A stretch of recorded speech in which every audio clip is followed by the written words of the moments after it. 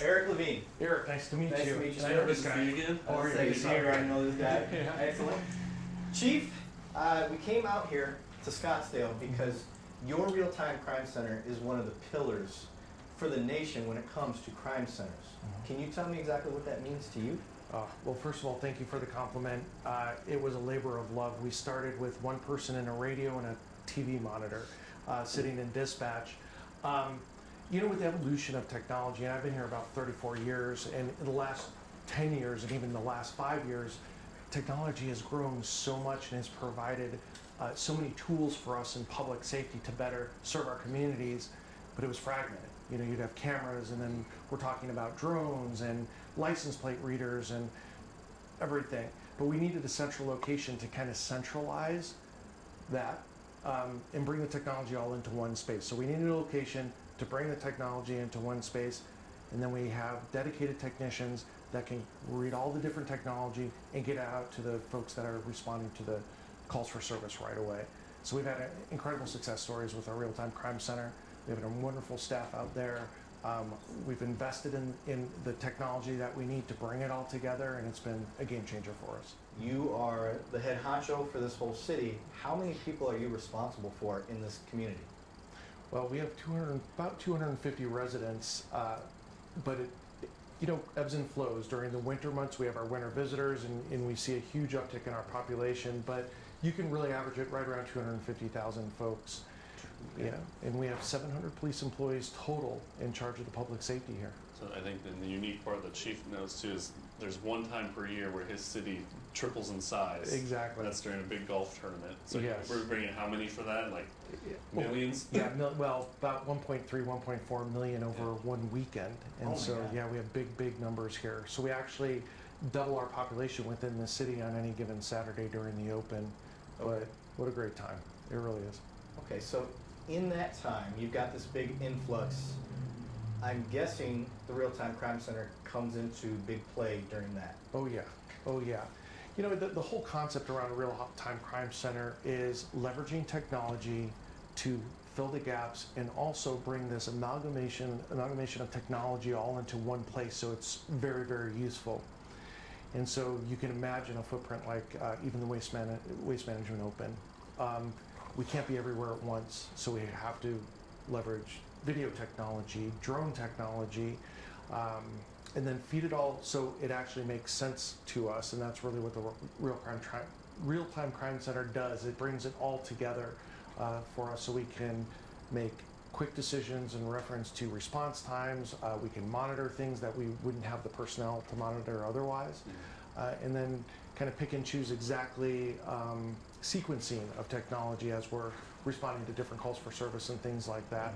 So if you look at it almost like an ecosystem of safety, what do we put in that ecosystems, from cameras to license plate readers to, like I said, drone footage, to even trying to access on-body cameras, which is something that's coming very near into the future, so we get a picture of exactly what the area that we're trying to keep secure. Can you talk about, like, early on when you conceptualized this, how did you sell it to the city without it sounding like Big Brother? Yeah, that's always the tough part, Yes. for sure.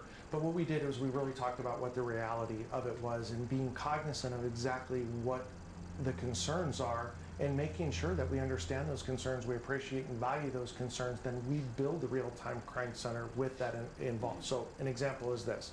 We're putting up a camera to monitor a parking lot or an intersection or a road. We have to take special care to make sure that that's what that video camera is focused on, the road, Right. not partially in someone's backyard or in a private space or somewhere where someone would expect privacy. So you have to be cognizant of that, and it has to be intentional in the way you place those things.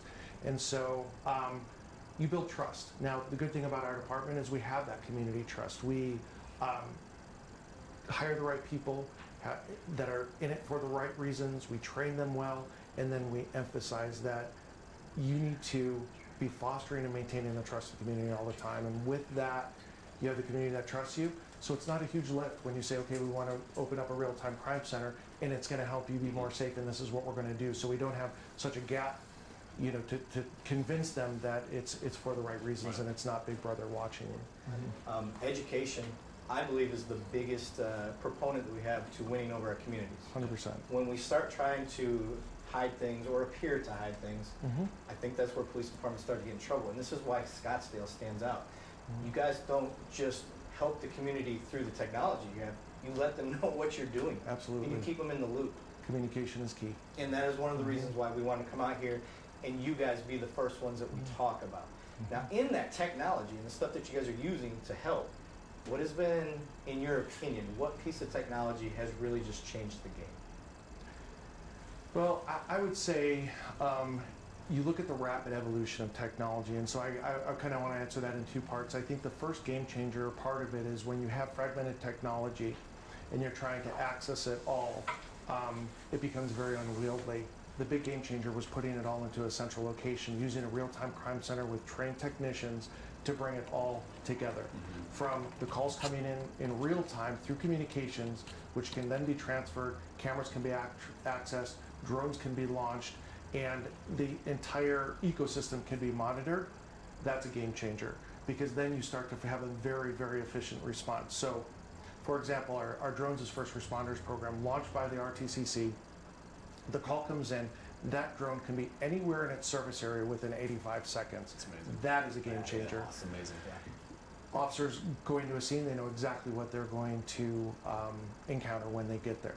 So that's been helpful. I'd say the second thing, really as far as a game changer for it, is just the accessibility of getting eyes in areas that we quicker than any response time can ever do. So let's just take the drones off the table, for example. We have access to all our traffic cameras. In fact, we have access to about 6,000 cameras right now that we can plug into. And so we had a shooting not too long ago where officers pull over a car, pull up to an intersection, the person comes out shooting. That was all captured on a traffic camera. Before the officers were even able to call it out, dispatcher was telling all the other responding units what was happening in real time, and we can then have a strategic response that keeps everybody safer. I have another story for you. It was as far as real-time crime center. Murder in New York. Gentleman comes from New York after committing the murder in a vehicle, heads out to a West Side agency, does a sexual assault and stabs somebody, does another sexual assault. The car that he stole was entered in our system. Our license plate readers pick up on it in North Scottsdale. We get alerted. Real-time crime center immediately starts following that car southbound on Scottsdale Road, utilizing traffic cameras and other cameras that we have access to that focus on the road. Car lands at Fashion Square Mall.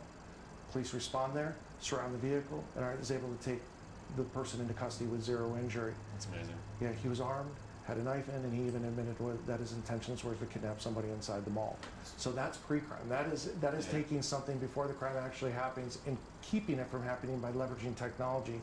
Now, could that have been possible without the real-time crime center and its technicians monitoring? Probably not.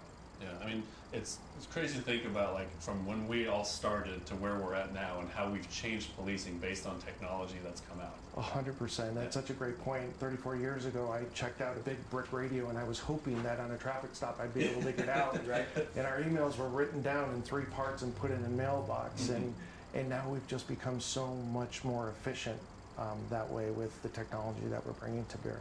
So one of the things that you may not be aware of is you guys are so far ahead of the curve. You're communicating the stories you just told me. You're not just talking to Scottsdale. You're talking to other agencies. You're using the stuff that you paid for, your citizens paid for, and you're helping out other sides of town. You're helping out other cities. You guys are helping out the tribal nations that are next to you guys. So in that, you're so far ahead. What has that impact been to you guys, and has that really changed law enforcement, that open communication and that channeling of your technologies and leveraging it, not just for yourselves, but for the people that surround you? Absolutely. You know, criminals don't know borders. So that's number one. So our partnerships with our surrounding agencies are so essential in fighting crime and in public safety.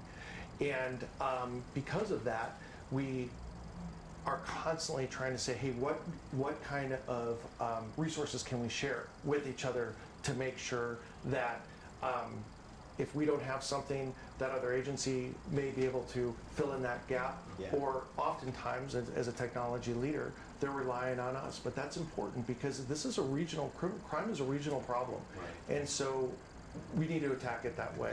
Yes, and that's been, again, that's one of the reasons we want to start here. You're one of the few that does, and we all grew up in law enforcement. I mean, we probably have almost 100 years between us. And in that, how often do we ever talk to other agencies as we came up? We didn't. Yeah. Right. And this is where Scottsdale's standing out.